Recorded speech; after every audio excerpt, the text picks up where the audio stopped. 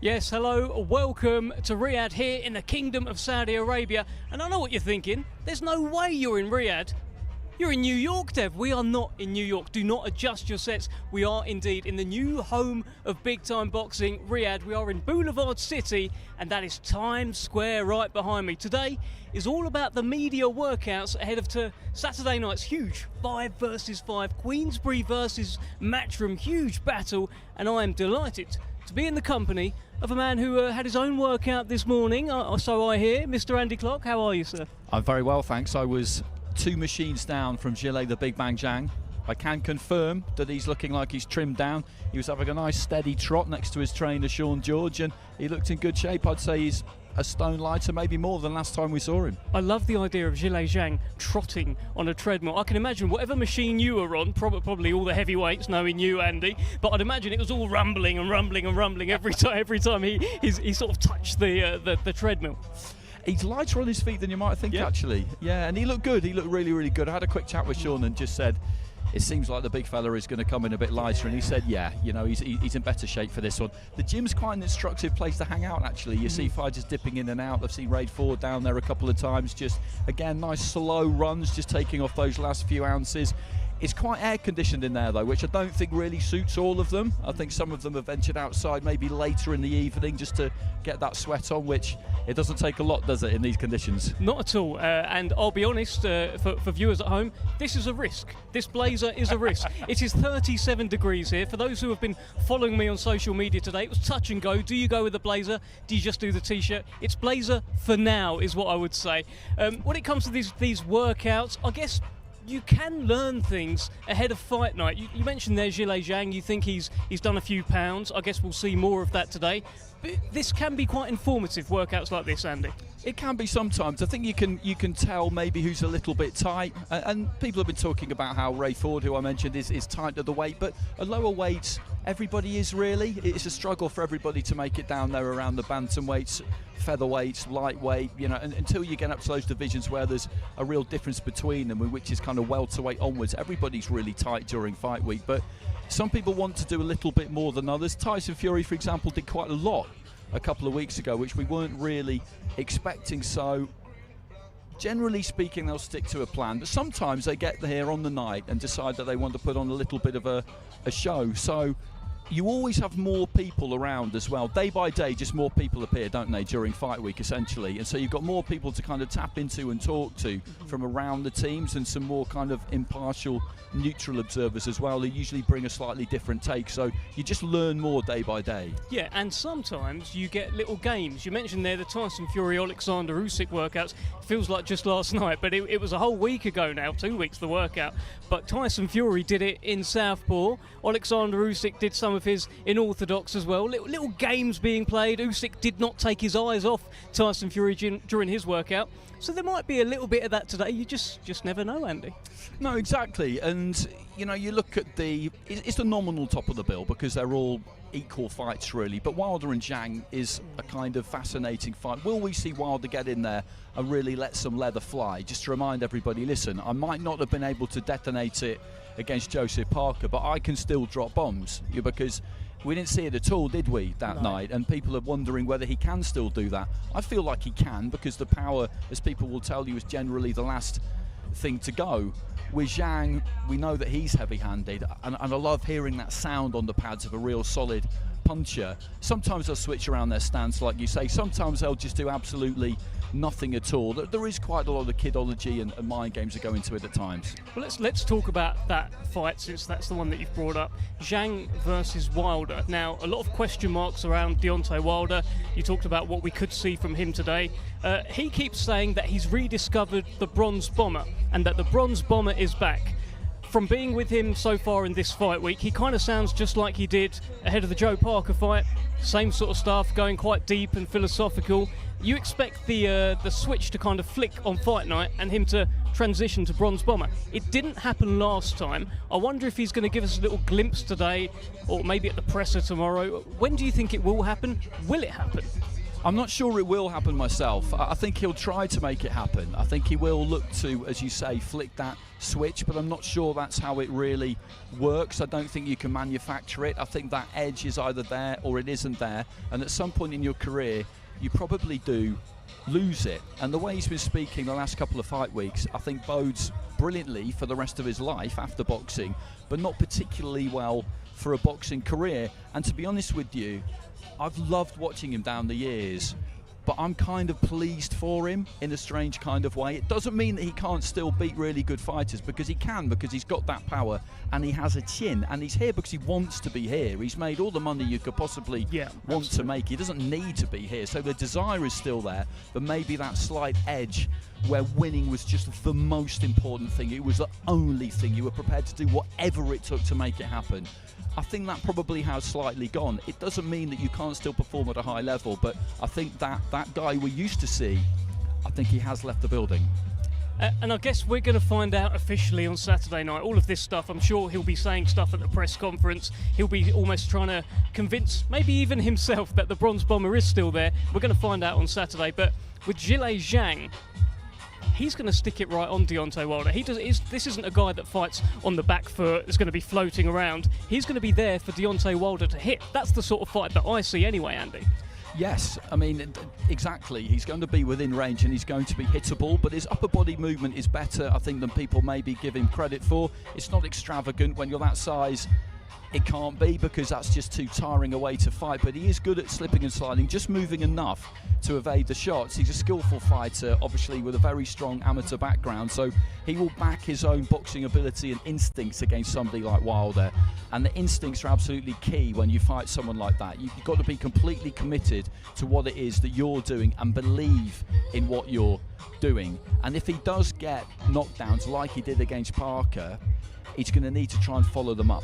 At the end of the fight, he seems kind of at peace with the fact that he'd lost, and then quite quickly after that, and this is quite common, the story changed and he felt like he'd been robbed. The reality is, if you knock somebody down twice in a fight at that level, you've got to win, because they weren't flash knockdowns, they were proper knockdowns. Okay, they might have kind of come from nowhere, but they were heavy shots. You know, you can't let somebody off the hook like that. It was a kind of a strange performance from Zhang against Parker. I guess the theory out there is take him to the second half of the fight and then he'll get really tired. And I think that's what Joe Joyce tried to do as well. He couldn't really ever make it to the second half of the fight because of the damage that he took.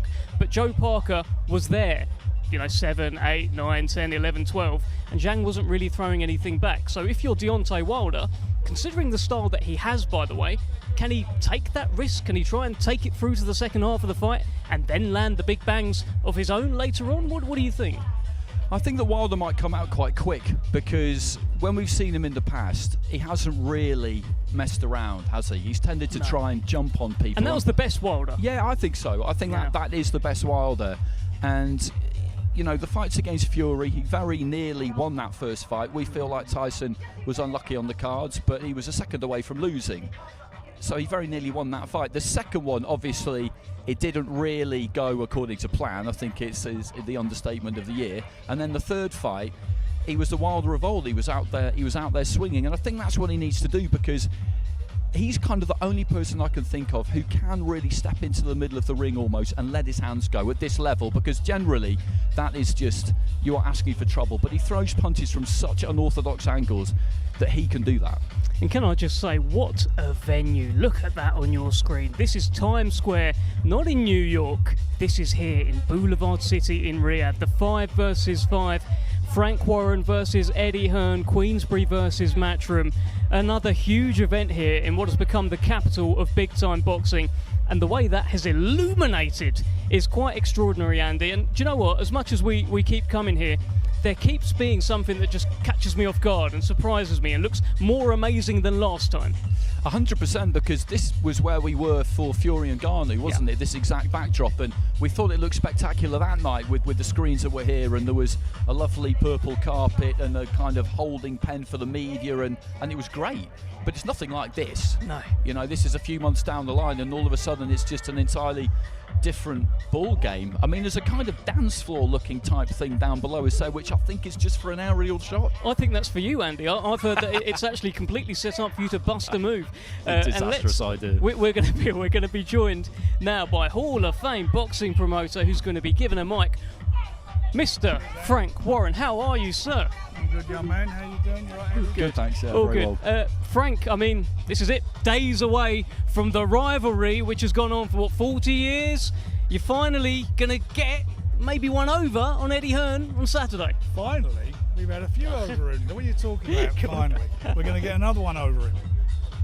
Yes, look, we're really looking forward to it. Competitive fights, fabulous fights, you know, all good, even matches. And I can see all my guys coming through. And you've been pretty out there with your prediction. You've gone 5 knockouts. Genuinely believe every Queensberry fighter will win by knockout. I believe all our fighters are capable of winning by knockout, and I genuinely believe we will win all the fights. How long did it take to agree on the weights? Because we've ended up with featherweight, middleweight, light heavyweight, and 2 at heavyweight. Was that a long, drawn-out kind of negotiation, or was it quite easy? No, it's really simple. We had to pick 2 weights apiece, Eddie and myself. I picked heavyweight and middleweight because they've always been strong weights in the British division, and he picks his 2 weights, light, heavy, and feather, and then His Excellency picked like the Joker in the pack, if you want to call it. So he went for the heavyweights. So that's how we got to where we got to. We'll talk more in detail about this 5 versus 5, but just got to get your comment on the news, which is now officially out there, that the rematch is now confirmed for December 21st. Tyson Fury, Alexander Usyk, they run it back, they do it all over again. How excited are you to have that fight happening again, Frank? Well, I'm very excited about it. It was an unbelievable fight, the first one. You know, the biggest fight of the 21st century, an unbelievable heavyweight fight. Nothing in it. Both guys, I mean, they never left anything in the ring. They both give their all.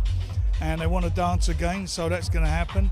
It's been pushed back because I think one of them, not Tyson, but Usyk, I understand, sustained an injury, which won't be, there's a reason he won't be fit before then. But that's a perfect date for it. Give them both time to recuperate from a very, very, very tough fight. And hopefully we'll see the same again. You know, Tyson wants it, I want it. It's as simple as that. When I say I want it if Tyson wants it. Yeah, you don't want Usyk, do you, Frank? I definitely don't want Usyk, no. But it is a good turnaround time, isn't it? Because mid-October, even if there hadn't been any kind of injury, given that they've both been in camp for a really long time and how hard that fight was, that felt quite quick to me. Whereas December, Christmas, feels kind of perfect. Well, it does, and it's, you know, it works out a good time of year anyway. You know, we did one over here just before Christmas, and it had a tremendous turnout. Done really good numbers, and I think this one will do even bigger. This will be a massive fight, be much bigger than the first one because of how close it was, what a dynamic fight it was. You know how dramatic it was. It will have all that again and more next time, I promise you. What has he got to do to win the rematch? Because he had plenty of success. One judge had him winning the fight. What has he got to do to win it? He's got to do what he does well, which is to go out there, box, get behind his jab, use his jab, and let his shots go. And he did that. And you know, up until mid-fight, he really got on top of it for me. And he got a second win, the other guy. And once he caught Tyson on the nose in that 7th round, it just changed a bit of the dynamic of the fight. You know, Tyson just seemed to lose his focus very briefly. Then obviously he had the big round in the 9th, and that was it. But it was a fight of 2 halves. That's how I looked at it. There was nothing in it for me. Tyson won the last round. He got back into it, and he knows what he's got to do better than anybody. And I'm sure Usyk does as well. Having said that, that fight will take a lot out of both of them. They need the time to recover, and it'll be interesting to see, you know, who's learnt the most from the first fight. Have you spoken to him about it in the last kind of week or so? Obviously, you were with him at the press conference straight after the fight, but in the last few days, maybe have you chatted and his thoughts have changed? I spoke to him when he got back to make sure he was okay, and the first words out of his mouth is that he wanted the rematch, and he said he was told that he'd won the fight and felt he'd won it. But no one's complaining about the decision. You know, it's a close fight, and I get how it could have been scored either way by people, and a lot of people scoring it a draw. But next time, I think it's going to be a more emphatic fight between the two of them. And what I mean by that, I think you will get a decision that will not be debatable. Fantastic stuff. Look, we absolutely can't wait for it, Frank. Just your word on the main event, on Wilder versus Zhang, Zhang versus Wilder. Zhang looks to have lost a little bit of weight. He looks like he's coming in good shape. He's in excellent shape. He's trained very, very hard, as has Deontay. Both these guys are at a crossroads now. The loser, I am pretty sure, will be very much done at the highest echelon of the sport. And neither of them can afford to do that, especially at their age. So they're both on the money. And our man Zhang, he's really up for this. He fancies it big time. So we will see. One thing for sure, it will be exciting. I do fancy Zhang to do the business. You know, even the fight with Joe Parker, I mean, he was well in front in that fight until he faded at the end. A couple of knockdowns. He's a powerful puncher. And Deontay, for me, in his last fight, I couldn't believe what I was watching. He's got to really turn himself around to be in this fight. And we can see where he can do that. Let me ask you this, Frank. You've promoted so many fighters over the years, been involved in the sport for so long. How often do you see a fighter say that they've lost the hunger, but then get it back? Because that's what Deontay Wilder is saying here. It's not just the hunger, it's also, as you get older, we all know it, and I know it better than all of you, as you get older, things change. And for a fighter, obviously, you've got your brains there still. When you're fighting, you've got your boxing brain, you know what your moves, but it's whether your body can respond to it, and whether you're still, you're not a young man anymore. Your styles change. You know, I've seen like Muhammad Ali up on his toes, moving around, hard to hit. As he got older, his legs went flat-footed, and he adapted and changed his style. Boxed far too long, by the way, should have stopped. And I've seen that with a lot of fighters. And you'll find some fighters who come out, knock everybody over, then they stop knocking them over, and the fights go the distance because when you're throwing big punches, you're exposing yourself. You throw a big right hand, your chin's out there. As soon as it's there, your chin's up. And you get clipped, and they, a lot of the big punchers change their adapt their styles because they don't want to get clipped. And you see fights go longer. But for me, the first one to know that it's changed and it's over, believe you me, is the fighter. Last to admit it, but they're the first to know. And you can only do so much in boxing. Boxing, at the end of the day, unless you're an ultra-smart fighter, is a young man's game. Well, one thing that we do know is that this location, yet again, is absolutely extraordinary, Frank. Every time we come back here for another show, the levels just go up and up and up. Talk to me about this. Well, it does. I mean, look at the background that we're looking at now. I mean, look at that. Nothing's done by halves well, it's not done by holes. I mean, it just goes to another level. I mean, it's just unbelievable. And I tell you what, and the fighters respond to this. The fighters, they know this is big time. They're in here. They know they've got to go out there and put on the performance of their life. They want to be on this platform continually. And the only way you do that, you've got to keep winning. Or if you get beat, you've got to look good getting beat. And that, for me, is it's inspiring for them. And they're all rising to this occasion. That's why I feel so strong about our team in this 5v5. You see them yesterday. They're as a group. When they were announced, all together, all cheering together. It's great. There's a lot of camaraderie there. We've got a good captain in there. This is great stuff. What do you think about this fight, though, Bivol defending his title against Malik Zinad? Because Bivol wouldn't appear to be the kind of guy who would take his eye off the ball, but if ever you were going to, these are kind of the perfect conditions for it to happen, because Bivol was expecting to fight Better BF undisputed. He'd been waiting a really long time. That's not happening. Now he's got a late replacement, a guy who'll be hungry, looking to take his opportunity. People can swear blind they will never take their eye off the ball, but it happens, doesn't it? You're right, Andy. It does happen. It does happen on occasions. Bivol's he's got the perfect record, hasn't he? He's 20-0. I think it's 20-0, isn't it now? He's a great fighter. He's done everything that's asked of him. Bit of a Brit basher as well. He knows he can't afford to slip up. He's got a massive payday coming up against Bebersiev, which should be rescheduled for the autumn. So he has to be at his best because everybody's going to be coming at him. If you get this opportunity now, you can jump in and you can literally seize it with both hands. Come from nowhere and do it. And we've seen it happen now. It's happened on a few times. It's big upsets. So, you know, as I say, anything can happen. I expect Bivol to come through if he continues to do as he does. But he's no youngster either. No, he's not. And listen, if an upset is going to happen, it'll probably happen here. Strange things happen in Riyadh. Here, no doubt about that. No doubt about that. I'll tell you what else I've noticed, because you mentioned about the atmosphere, the kind of the setting here. The fighters do respond to it. The chest puffs out, the shoulders get a little broader, and I haven't seen broader shoulders and a chest puffed out more than Hamza Shiraz this week. He's taken to the captaincy. Look, he's taking it. I met with his dad today. He's taking it with both hands, literally with both hands. He's loving the responsibility of being the captain, being the figurehead of the team. He's a terrific young guy. I mean, not just I think he's a really exceptional boxer, but he's also an exceptional sportsman. And he's got a great air about him. He's like a natural-born type of leader guy. And for me now, this fight for him is a massive, massive moment in his career. He's obviously got to win it, but so if he does win it, he then catapults himself up into some seriously big fights. Tough fight though against Damo Williams. It's a final eliminator for the world title, so that's the next stage. And he's in with a good fighter, no doubt about that. It's a competitive fight, but I believe in him. This is his toughest fight on paper, but I do believe in him because each time we put him in, we've raised the level.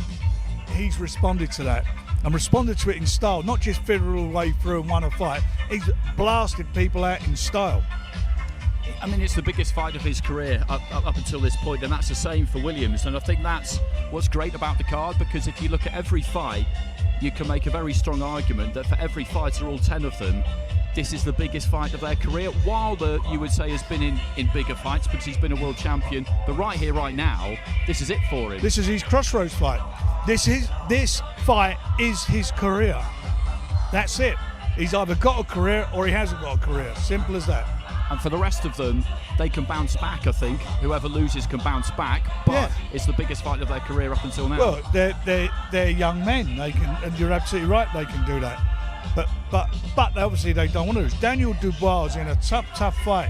He's in with a mandatory challenger, undefeated fighter. There's history there. They've had a lot of sparring together over the years. I think it's about 4 or 5 sparring sessions, and they were very, very competitive, albeit Daniel was it was 5 years or 6 years ago. But there's no love lost there, you see that. I mean, genuinely no love lost between the two of them. This again is going to be a cracking fight, an absolute barn burner. And I do fancy Daniel. He's got all the tools to win this fight. He's got a great jab, he can box, he's got tremendous power in both hands, good finisher, he's quite fast on his feet, he's quite nimble. It's going to be about his heart and mind. That's what it's about now. His heart and mind. And his heart and mind are in good place at the moment. Well, it's also it's belief as well, right? I mean, it feels like that Jarrell Miller fight, there was a moment in there. Well, that's heart. Yeah. That's what you're doing. You're digging deep. You know, that 4th round, just for a moment, and then he switched back on. And Miller come to win. Miller's a big guy, and you know, he's a tough sod and so forth. But as soon as he got him in trouble, that shows you how dangerous he is, right until the last round. As soon as he spots that moment, he clips you, and it's all over. He gets you, you really got to be a good fighter to survive that. That was a massive moment, I think, in that fight, because it just brought home something that trainers always say. I remember Telly Atlas saying it, others have said it, that what you're always trying to explain to your fighter is that those moments where it feels like it's too much and it's really, really hard, they will pass if you just stick in there. And he's stuck in there, because like you, I thought he might be about to go under, but he didn't, and he won the fight, and I just think it was massive for his confidence. That's right. And you know, Teddy's a very respected trainer and a very knowledgeable boxing guy. But he also done the same against Kevin Lerena. Urena's the good puncher, and he caught him in that first round, and he hurt him and put him on. He went on the floor and he tore all his ligaments. And then he could see he couldn't set himself properly, but he gritted his teeth in that fight. He showed what he had a bit of heart there, and eventually done what he had to do and stop Kevin. Great stoppage. He showed. That's been the thing. Because of the fight with Joe Joyce, everybody started, or a lot of people started doubting his heart and his desire. You know what? This fight on Saturday is going to be about heart, mind, desire. That's what it's about. Brilliant. Brilliant stuff, Frank. We're going to let you go. Thank you so much for speaking with us. Pleasure. And 5-0, yeah? Absolutely. And don't forget Andy's book. It's a great read. Tell him. Cheers. It's a great read. Yeah. Thanks. That is a wonderful plug for your book. And now we've got Craig Spider Richards, who is in the ring. And it's a big, big fight. This is one of the 5 versus 5. It is the Spider against the Hutch train. Now, Craig Richards, of course, has competed at the higher level. He has been in there with Dimitri Bivol. He had a close fight with Dimitri Bivol. In theory, experience should be too much against Willie Hutchinson, right, Andy? When you look at the respective records, as you outlined there, when you look at the body of work, then Richards has to start as a heavy favourite because he's won that British title. He won it in real style against Shakan Pitters. He vacated it immediately, did well against Bivol, did well against Buatsi, and earlier in his career stepped up at really short notice and stepped up in weight to fight Frank Buglioni on a massive show as well. So, you know, you cannot question his nerve, you cannot question his desire to really test himself. What he knows now at the stage of his career that he's at is that this is an absolute must-win. It's a must-win. He needs to put Hutchinson away and then get himself involved in this scene we've got in Great Britain with Buatsi and Yard and Aziz. It's been frustrating for him to watch it. I was talking to him yesterday. It's been frustrating to watch it. I've done loads of his fights. I always find him interesting because he is never slow to let you know what he thinks about things. If I've said something that he wasn't keen on, he's always happy to bring it to your door, and I'm always available for that. He's definitely one of these guys who, when you watch him, and other fighters who've been in there with him have told me this, they watch him and they feel like, okay, well, there's nothing particularly special there. Then they get in there and it's just different. He's a lot better than they think he's going to be. Well, similarly with Willie Hutchinson, people are probably looking at him saying he got done by Lennox Clark in, you know, a few years ago. Of course, he's not going to beat Craig Richards, but I would attest that this is a completely new Hutch train. That was 4 or 5 years ago, first time he'd ever made super middleweight. And here's a man who could probably make super middleweight himself. Looking in great shape, if I could make cruiserweight, I'd be astonished. That's a great line. Yeah. How are you? I'm feeling great, mate. I'm really excited. You know, I think this card is really growing now in terms of excitement. And obviously, it's a lot on the line for us and all the fighters involved. And sometimes we were just talking on the DAZN stream there about, by the way, we've also got Dimitri Bivol. He's defended his world title in a really good fight as well. So, massive card ahead. Well, listen, you've got a man there, Craig Richards, who ran Dimitri Bivol very close. I think people forget how close that fight was. Are you making him a heavy favourite against Willie Hutchinson? Barry Jones just said that he thinks he's a heavy favourite. I do think he's a favourite going into the fight because of the company he's mixed in. But he has lost in that company. You know, it was to Dimitri Bivol and Joshua Buatsi, really. But he's definitely boxed at a higher level than Willie Hutchinson. He's definitely been on bigger platforms and occasions than Willie Hutchinson. But when you've got the pedigree of Willie Hutchinson, you never know actually what is there to come when he's up against it. I think the defeat to Lennox Clark, you know, he's probably not a great example of his levels, but with Willie, I feel like it's always been a case of preparation, mentality. If he's got it right, he's going to be very difficult to beat. And you'd expect him to get it right on an occasion like this. Yeah, just speaking about the Lennox Clark fight, that was the first time Willie Hutchinson, the only time in his career, he actually made super middleweight. Yeah. He's been light heavyweight before, light heavyweight after. There's an element of X factor about Willie Hutchinson. Yeah. You just never know. Yeah, and also the build-up's been great. You're going to get some great action between these two guys at the press conference tomorrow. That's what we want. You know, we want it to mean something. And this is a really good domestic matchup. You know, it's a fight that would headline one of our respective standard cards in the UK. It's the first fight on the 5v5, so it shows you the quality of the card. And one thing we know is it's going to be very competitive because Willie's a good fighter. This isn't going to be one that's not one fight on this 5v5 will be a one-sided either way. You know, no one's going to lose every round. No one's going to get just destroyed with ease. Every matchup super competitive, and you know, obviously we back Craig to do the business. Do you think that during the course of the week that things will change in terms of the mentality and the relationships between the two teams? I don't expect it's going to get nasty at any point, but let's be real, everybody wants to win here. You want to win, Frank wants to win. You did great stuff yesterday. You're the best of friends now. You doubled up on your interviews. It was very, very entertaining. But as each day goes by, I think there's going to be a degree of separation there and a bit more of an edge. Yeah, and you've got it really. I mean, we already saw in the media days earlier on the spite between Hrgovic and Dubois. No doubt that will spill over. Obviously, Craig and willy-nilly went at it last night. Ammo and Hamza is just a fascinating matchup. And even Deontay and Zhang, slight language barrier, but they both have the same intention, which is to win by devastating knockout. So, yeah, I think, the press conference tomorrow is going to be lively, the weigh-in's going to be lively. It's just a great night of boxing, really so well matched. And everyone's so excited. The two teams are separated backstage by a big, sort of boundary, and they're all sitting there chatting amongst each other. And there's a real feeling of camaraderie, and this concept's never been done before. And I think sometimes we talk about, Queensberry and Matchroom, but actually it's the concept that's so compelling. Throughout the broadcast, we're going to have the points running on the graphics, and it will come down, really, probably to the two captains' picks. Because if Hamza wins by knockout, Deontay's going to have to win by knockout to give us a chance. If Ammo wins, they're banging trouble, and we might have to just hold on to squeak out a points win for Deontay. But it's going to go to the wire, and it's a concept that's never been done before. Let me ask you about Deontay, Eddie. You brought up Deontay Wilder there. I asked Frank the same question. You've been promoting boxing a long, long time, been around the sport your whole life. How often have you heard of a fighter saying that they've lost the hunger, but then you see them get it back? Yeah, good point. Good point. And I think that's, I wouldn't say that it's hunger necessarily. It's just that's what Frank said, by the way. It's I think it's more of a... It's just that mentality, absolute razor sharp edge, isn't it? Look, AJ, I think, lost his confidence, right? And now he's got it back. So he's a good example. He never lost his hunger.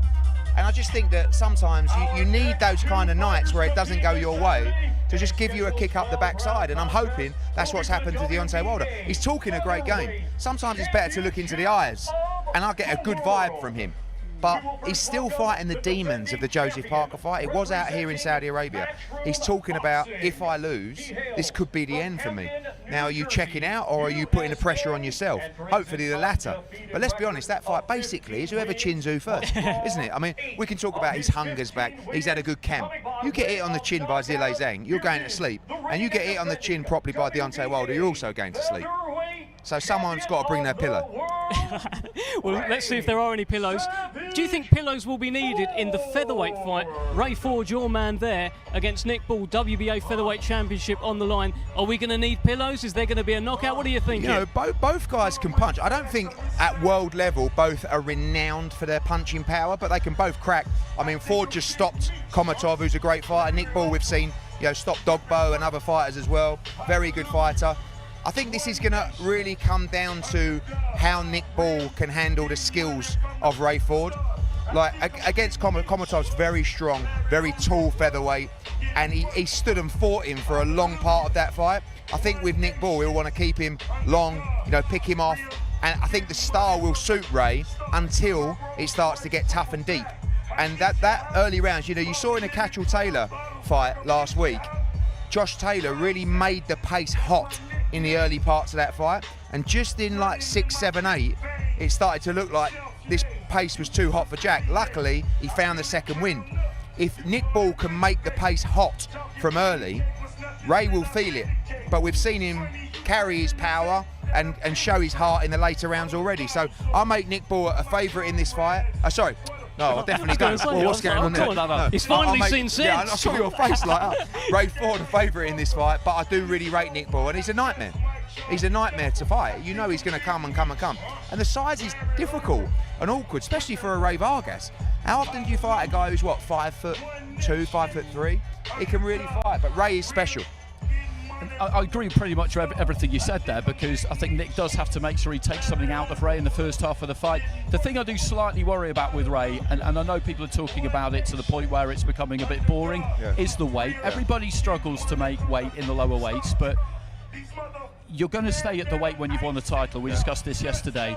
And also that Komatov fight wasn't that long ago. It's quite a quick turnaround.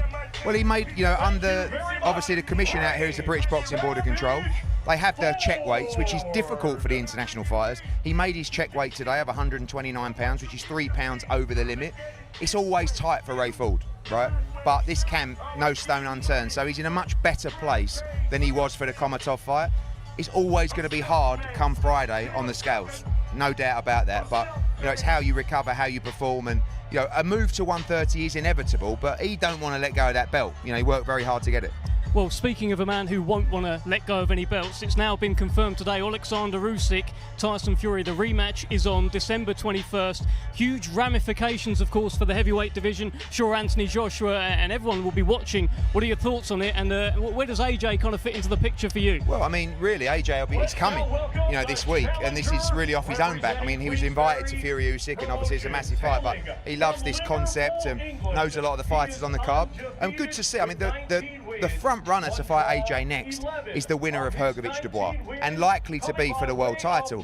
But at the same time, if Deontay Wilder comes and looks sensational, maybe it reignites Joshua against Wilder. So great news that the rematch is made between Usyk and Fury, because it's a huge fight. And I'm kind of glad it's December, because I think sometimes you can lock it in for October and then you get to like August and the guy's not quite ready and stuff like that. So it gives the guys enough time. We will likely fight in September, and we'll be having our eyes peeled for both of those heavyweight fights on Saturday night. Well, when do you think that'll get confirmed, that date in September? Because His Excellency is talking about a press conference, as soon as June 24th or 5th, for a press conference in London. I heard him say today in an interview. So the card's really shaping up. Myself, George and Spencer and His Excellency's brainstorming on all these tremendous fights, and AJ set to headline. We'll find out against who.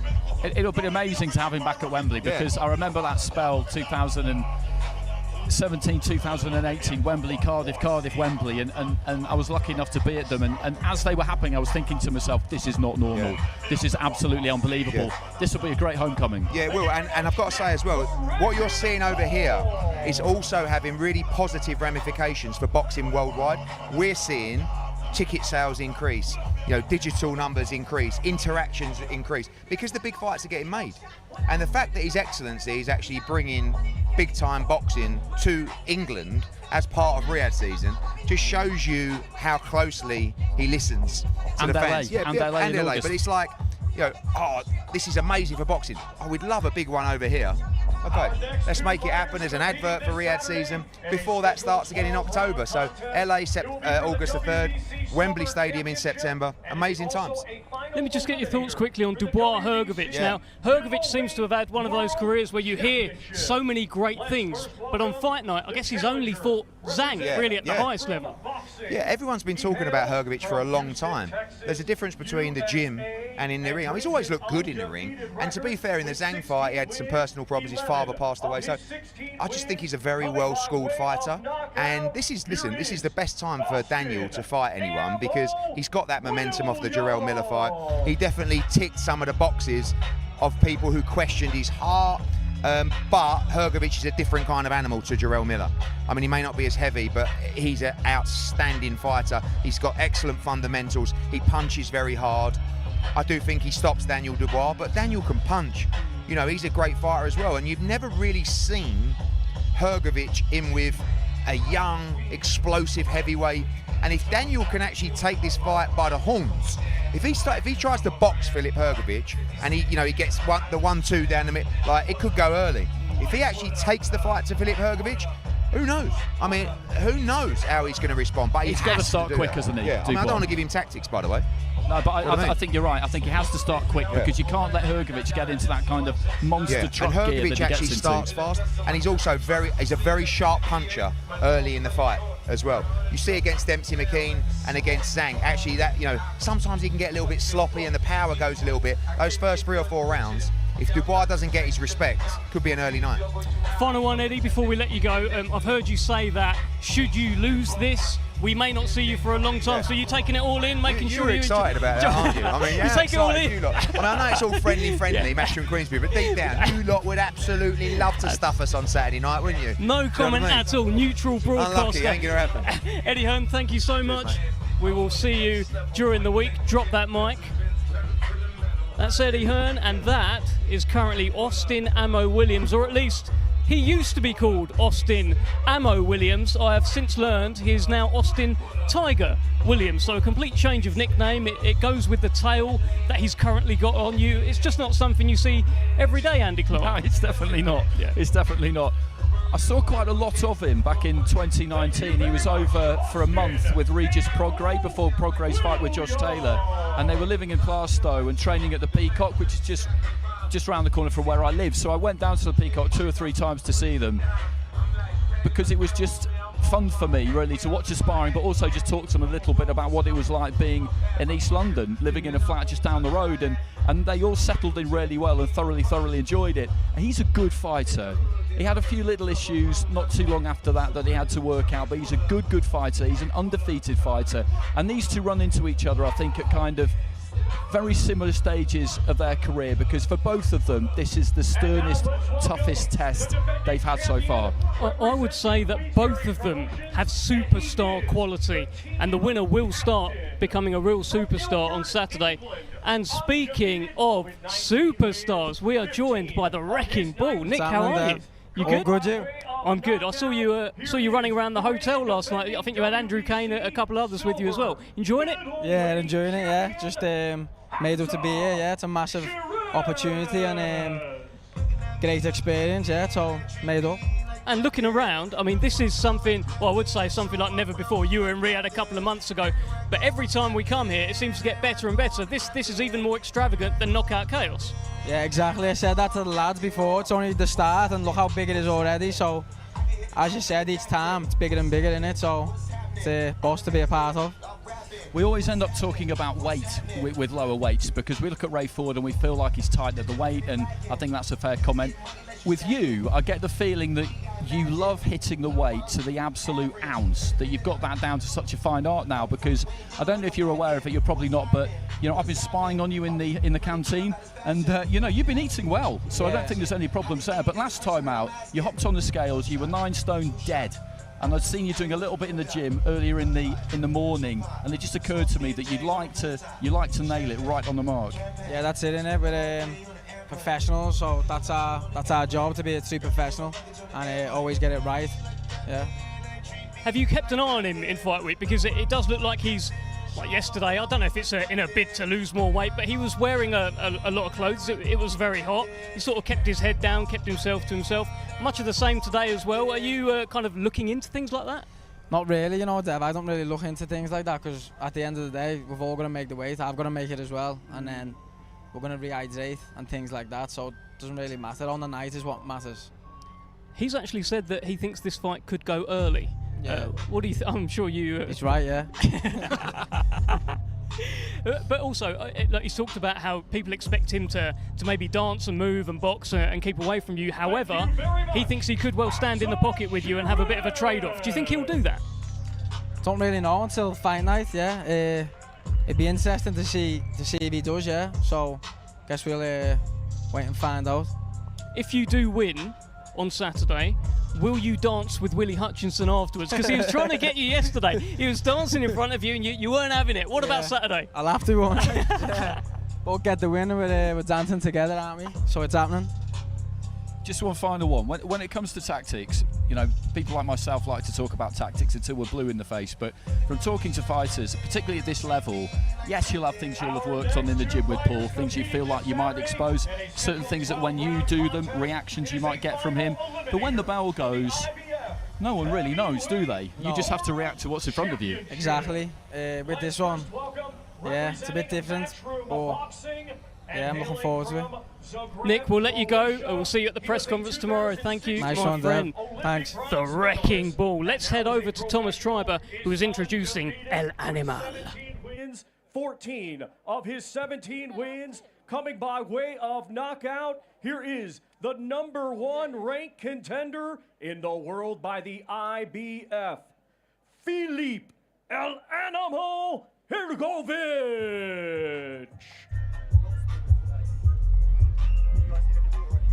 Well, here comes El Animal, unbeaten Filip Hrgovic, Olympic bronze medalist, mandatory challenger for the IBF World Heavyweight Championship, of course. held along with all the other belts by Alexander Usyk. And he wants his shot, but I guess he's risking it all against Daniel Dubois, Andy.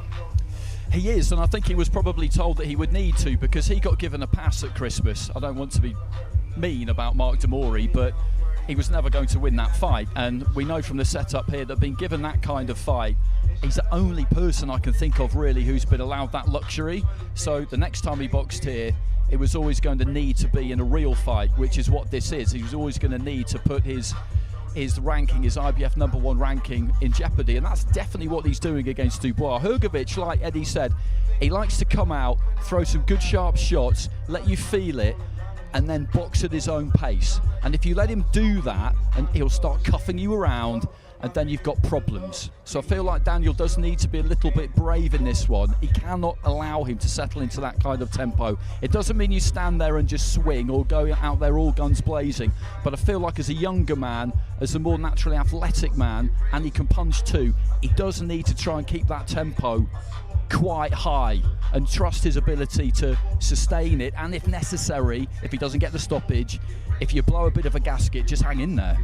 We'll look at Daniel Dubois, just a bit of shadow boxing, getting himself nice and ready. I mean, Daniel Dubois, Triple D, is always in tremendous shape, but he seems to be more kind of toned. There seems to be more definition than ever from Triple D. I know he's working very hard in camp, and look, he's going to need to have put in absolutely everything in training camp against this guy. Let me ask you this.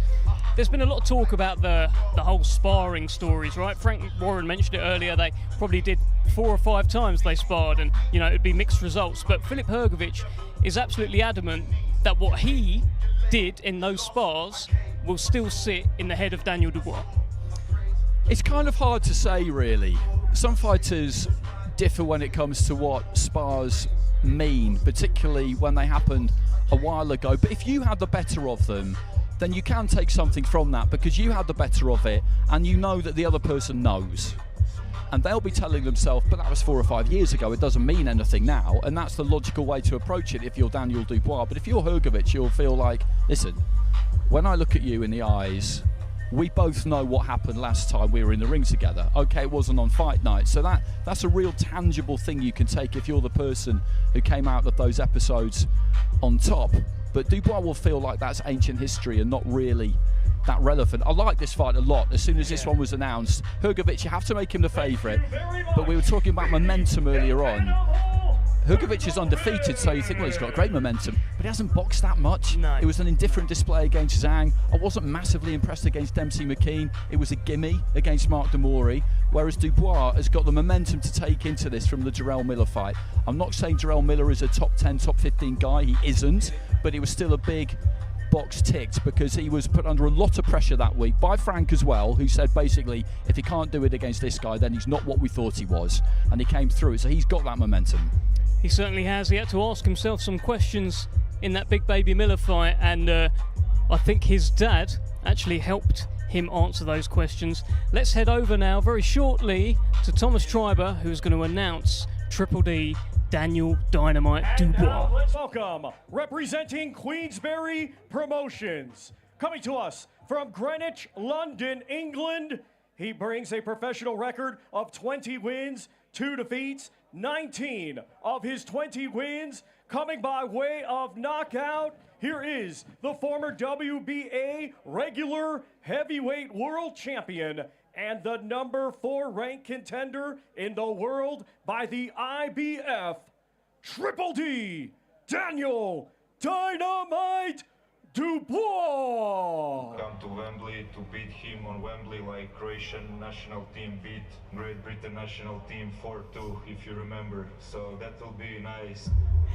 Just listening in on the ring walk music there. That's a Filip Hrgovic quote. Here comes Daniel Dynamite Dubois with a little bit of "It's Coming Home." Great choice. We're joined now by Hamza Shiraz as well, alongside Andy Clark. And Hamza, let me just get your reaction to Daniel Dubois' ring walk music. He means business, doesn't he? He definitely means business. I mean, being around him all week is giving off that energy as well. So, it's definitely a win for Queensberry there. Is he kind of unofficial vice captain the way he's carried himself this week? What do you think? He's a man with very few words, to say the least. So I don't know about that, but He very well could be. He could be the one who leads by example a little bit, right? Yeah, exactly. I feel like I said, being around him, he's definitely switched on. So if anyone's to lead by example, it's him. He gave us a few words at the press conference last time that were entertaining against Terrell Miller, so maybe we'll get something out of him tomorrow.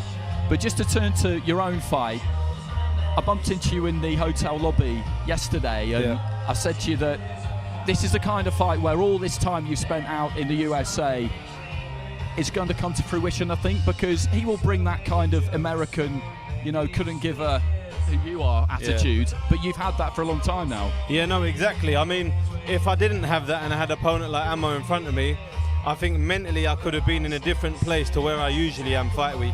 But I've seen it. I've been in with these loudmouths.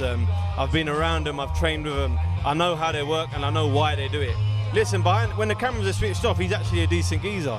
He's a nice guy, but as soon as they're switched on, the tail comes out and whatnot. So I'm used to it. I've seen it. I can see right through it. And I'm looking forward to a great fight on Saturday. Could you see him chasing his tail on Saturday, Hamza? I mean, listen, I don't think he'll be doing that because I don't plan on going the full distance. There comes fights in your career where you actually intend on not just winning, but putting a beating on your opponent, and this is one of them fights for me. When I looked down your record last week and earlier this week, I didn't spot any fighters on there who I knew to be southpaws. There's been one. Is that an adjustment for you? Not really, because like I said, when you're out in America, even when you're preparing for Orthodox, you always get southpaw sparring anyway. It's just, it is what it is, and it's nothing to be worried about. And you've done all those rounds with Janibek as well. I mean, exactly. It ain't going to get better than that. I've done over, like I said, 100 rounds with him in one camp. I've done over 100 rounds with him, and this was when I was at 154 as well. So I'm definitely a different man to then. So if I could do what I was doing then, I understand sparring is not the same as fighting, but the concept is is the same. So as long as I use my attributes and use it well, I should be fine.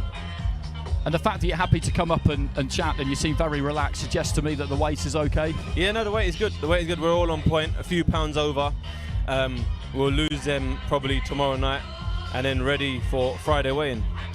Has he said anything in the build-up to this fight that's even a little bit irritated you?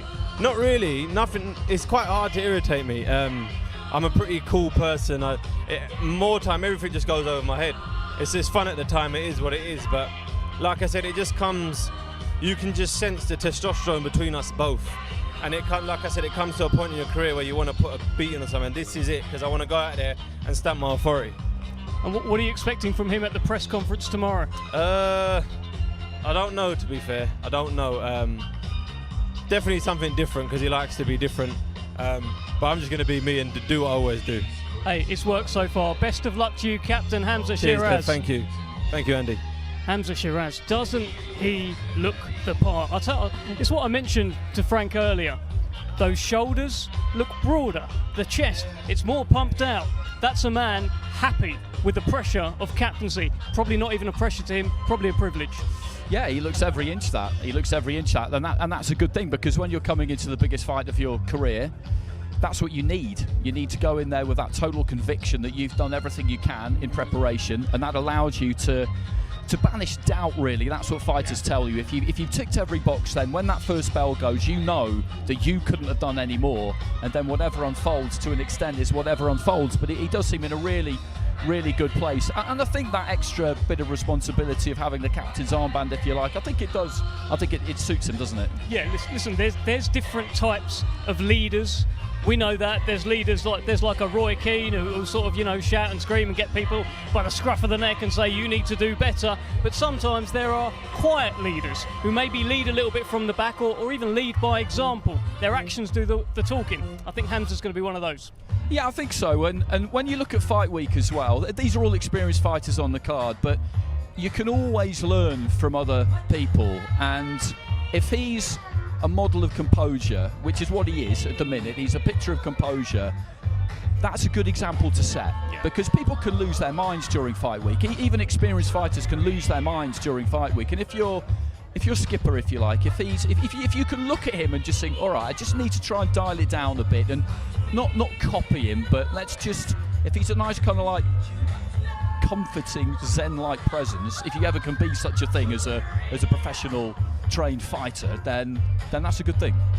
But anything but a zen-like presence when the first bell rings. This man, he just beat a Williams in the first round, knocked out Liam Williams. 13 knockouts in a row. He's on some streak, Andy. Yeah, he is, and he does have that ability, it would appear, to flick that switch quite late, so he doesn't waste any emotional energy unnecessarily during fight week, and as I said, that's a good example to set, but then when he needs to click in, he can do it. Well, let's hear this announcement of Deontay Wilder. A record consisting of 43 wins, 3 defeats, 1 draw, 42 of his 43 wins coming by way of knockout. Ladies and gentlemen, let's welcome the former WBC heavyweight champion of the world, known as the Bronze Bomber, Deontay Wilder. Well, here comes the former long-reigning WBC World Heavyweight Champion Deontay Wilder, coming out to a bit of sweet home Alabama. And of course, Saturday night is Alabama Power versus Chinese Power. It's Bronze Bomber versus Big Bang. And this man here that you're looking at is the Matchroom captain. If he does what he has done so often in his career, which is win a fight by knockout, he will get 4 big points for Matchroom.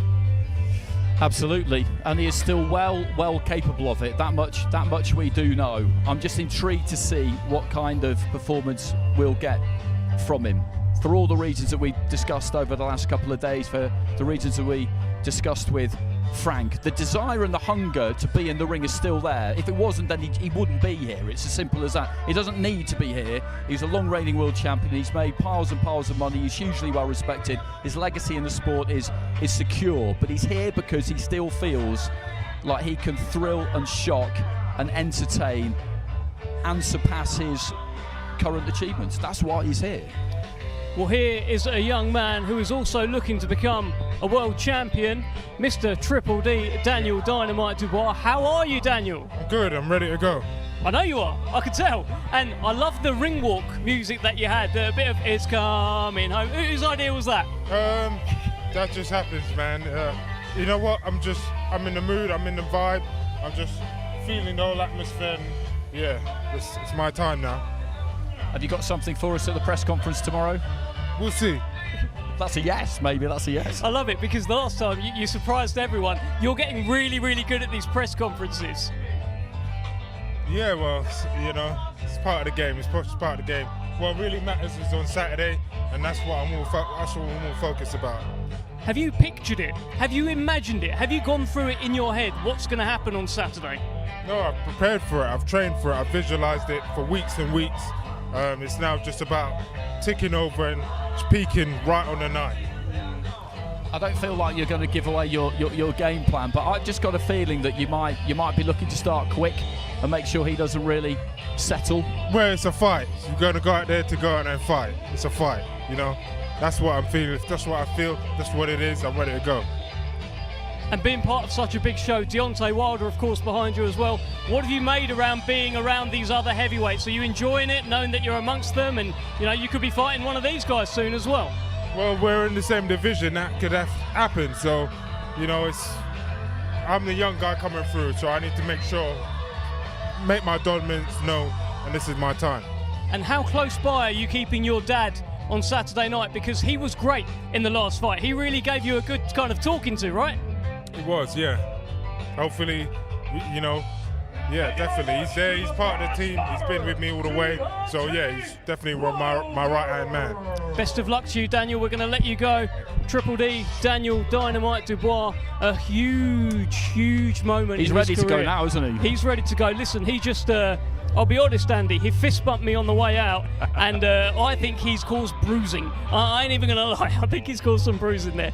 But look at Deontay Wilder, he's caused plenty of bruising in his career, so many knockouts, and Big Bang Zhang, he looks like he's enjoying himself. He absolutely does. These are two magnificent characters. They really are. He's just having a little dance off stage there. He's got some rhythm, he's got some shapes for a big lad, but they're just a pleasure to have around, aren't they? They really are. And I still, every day I think about this fight, I can't make my mind up as to what I think is going to happen. I can make cases for all kinds of scenarios. What we do know is what Frank said to us earlier on, and Eddie said the same. This is absolutely massive for both of them. Whoever loses, their time at the top of the heavyweight division realistically is over. Now fighting out of Bloomfield, New Jersey, USA. He was a 2008 Olympic silver medalist and now as a professional has a record consisting of 26 wins, 2 defeats, 1 draw, 21 of his 26 wins coming by way of knockout. Here is the former WBO interim heavyweight world champion, Zhilei Big Bang Zhang. Hey, Dion, your bronze farmer. I'm Big Bang. I'm you. Fantastic work from Majestic, the DJ there. I love the use of a lovely little quote at the start of it from our social media clip, and then out comes Big Bang, making his way to the ring now. Huge opportunity to deprive Matchroom of points on Saturday night. He will be taking on Deontay Wilder, their captain. And speaking of Deontay Wilder, we are with the coach, Mr. Malik Scott. How are we? How you doing, brother? I'm good, great to see you. So listen, I guess the main question around all of this has been, has Deontay Wilder rediscovered the Bronze Bomber? Do we know yet? Have you seen him? Yes. Well, one testimony, a huge moment, is the way that he rededicated himself over the last 5 months. And over the last 6 weeks has been the most violent and the most assertive I've seen him in training camp before he won the world title against Hearn 1. So this was a mental adjustment, that's all. He had to just rethink things. He came back. He's back. I actually believe I told him today that he has the opportunity to show these people and show the whole world that he could be better. He could have a great performance and be better than he's ever been before. So the Bronze Bomber has returned, but the better side of the Bronze Bomber has returned. Now this is the better half. Can I hit you with a bit of Rocky 3? Is this a Rocky 3 type situation where basically in that film the word around Rocky was that he got civilized, he got too comfortable, he got beaten by Clubber Lang, he was doubted by everybody, he went back to basics in Apollo's gym in LA, sprinting on the beach, and then he won the rematch? Yes. Specifically Rocky 3 is where Sylvester really lost his hunger. And that right there, that was a lesson, not just in boxing, but everybody in life. Sometimes we can get a little bit unfocused, a contentment can get inside of us, but real champions, this is a great opportunity for Deontay to show his greatness. And I believe he can do that, and we have the perfect opponent to do that with. He's dangerous enough to keep Deontay alert, but he's big enough to be right there for everything Deontay want to hit him with. I'm just curious, what are we looking at weight-wise for Deontay Wilder? It's always a question, because he's a kind of a more slender heavyweight. I mean, he hits like he's 400 or 500 pounds, but he's more slender. Big Bang, we know what he is. He'll be 270, 280 in there. What are we expecting weight-wise from Deontay Wilder? He should be between 217 and 222, maybe a pound or two heavier, maybe a pound or two lighter. Size won't be, in my opinion, the factor here. It'll be about the positioning, setting this big guy up, but being alert, protecting yourself, but being assertive and being aggressive and being very violent. And that has been the main thing for this training camp: violence, assertiveness, but also being dressed down in defense when it's time to be. I can't wait for you guys to see him Saturday. Y'all gonna be very impressed. There's also a bit of a subplot as well in the trainers versus trainers. Sean George, a long-time friend of yours, I understand 17 years you guys have known each other. How does it feel to be going up against him? Well, I've been telling everybody, not just Zhang has been in my dreams and in my sleep and in my film study, but also his teacher, which is Sean George, somebody I knew since I've been 17 years old. We come up in this game together. We used to film study together. So it's more than an honor not to just go against Zhang with Deontay, but also go against another fellow teacher and friend of mine. But I have every intention on getting him out of there as well. I'm trying to mess up everything they got going with Deontay Wilder, and we're going to get it done Saturday night. I'm really curious as to what it's like training a very unique athlete like Wilder, because the way he delivers, he can knock people out from seemingly any angle at any time. Against Helenius, his feet were together off the floor, and he knocked him out with the right hand to the forehead. And if you speak to You're talking about Ortiz? Helenius, Ortiz, really. And you talk about, I remember talking to a doctor about that, and he said to me, it's almost impossible to knock somebody out hitting them front onto the forehead. Yes. To what extent do you try and make adjustments to him, or is part of the job really just knowing when to leave well enough alone? I just believe that the difference between Deontay Wilder power and a lot of these other guys' power is Deontay can knock you out from a 6-inch distance or a long-range distance. It just doesn't matter. He has a gift. This is not something that could be taught. Now, what he did work on is lining these guys up.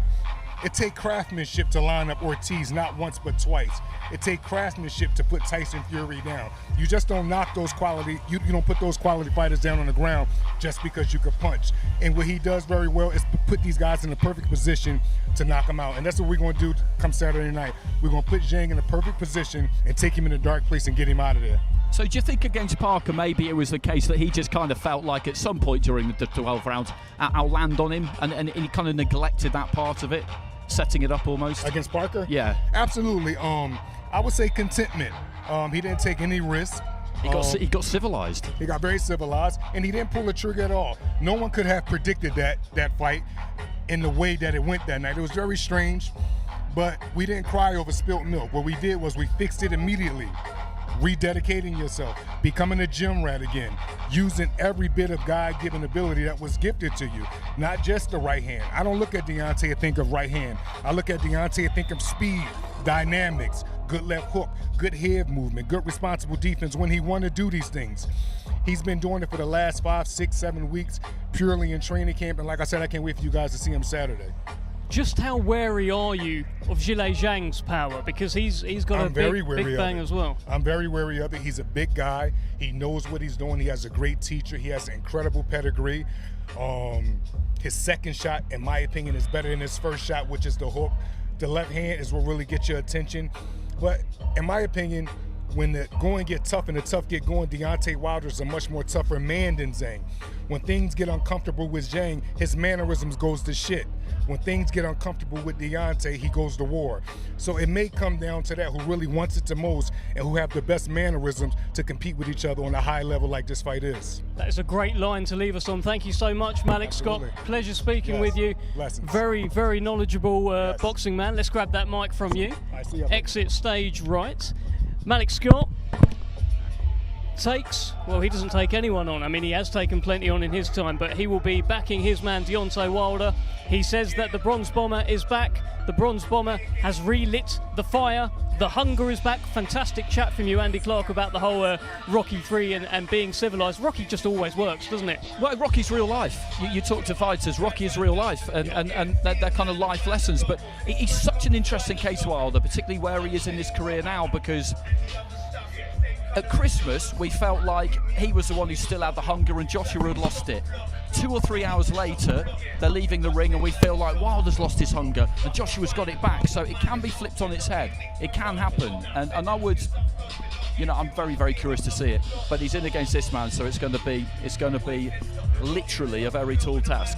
Well, we have Mr. Kurt Lee. Great to see you. How's it going, Dave? Mr. Zhilei Big Bang Zhang and Mr. Sean Judge. How are we, gentlemen? Okay, well, let's speak to Big Bang. We've just seen you dancing. You seem to be enjoying yourself. Look at this. You love it here, don't you? 很轻松，是不是？ Yeah， 非常轻松。然后一切都准备就绪。Very relaxed. Everything is ready. Hard work's done. Does this feel different to the Parker fight? And if so, how? 感觉这场比赛和帕克的比赛有什么不一样吗？会有不一样，因为在和帕克的比赛的时候，然后就完全是轻敌，就是比赛前就没把他当回事儿，然后这一次就不一样了。Totally different. I was completely underestimating Joe Parker. This time is different. He looks slim. I saw him in the gym today. I was exercising just next to the two of them. Is he? How much lighter will he be this time than he was against Parker? 看着你瘦了，这次大概体重是多少？ Okay, 3. My coach asked me is 300 pounds. Maybe 301. Bit of gamesmanship there. Zhilei, we're going to get you to hold the mic to Sean George. I want to ask Sean George a question here. It's also you against Malik Scott. I will just give you a mic. It's also you against Malik Scott. You've been friends for many, many years. A whole other subplot and dynamic to Saturday night. Yeah, man, it's going to be fun. We've been friends 27 years. So he has a brilliant mind. I'm looking forward to going up against him and Deontay Wilder. I think it's a great event. And when it comes to Zhang's fight with Joe Parker, right? Where did it go wrong for you? The third round. He fell in love with his power. He started to celebrate. He lost focus. He understands it. We talked about it. We spoke about it. Ever since that fight, though, he's been on a different level, a whole nother level, mentally, physically, and everything else. Saturday night is going to be something crazy. We fucking shit up here. Excuse my French. Oh, yeah. I mean, we're available in multiple languages, including French. Kurt, let me ask here if Zhang agrees with that. Did Big Bang fall in love with the Big Bang? Is that what went wrong against Joe Parker? 上一次对帕克的时候，你是为自己的力量感到非常着迷，想要一个劲儿发力，对不对 ？Yeah， 就是依靠重拳，想太依赖重拳，然后但是时机始终达不到，然后这次就不一样。I was absolutely in love with my heavy shot. I would try to knock him out with one punch. This time I learned my lesson. Everything will be different. Actually, if you could just swap that back, so I've just got a quick one. I've just got a quick question for Sean. As a coach, yes, preparing for a fight against someone like Deontay Wilder is quite a unique thing, I would imagine, because he's a very unique athlete. He's got that power and he can deliver it from seemingly anywhere at any time. Is it different preparing a fighter for a fight Deontay Wilder? He has the right hand. Everything else he does wrong.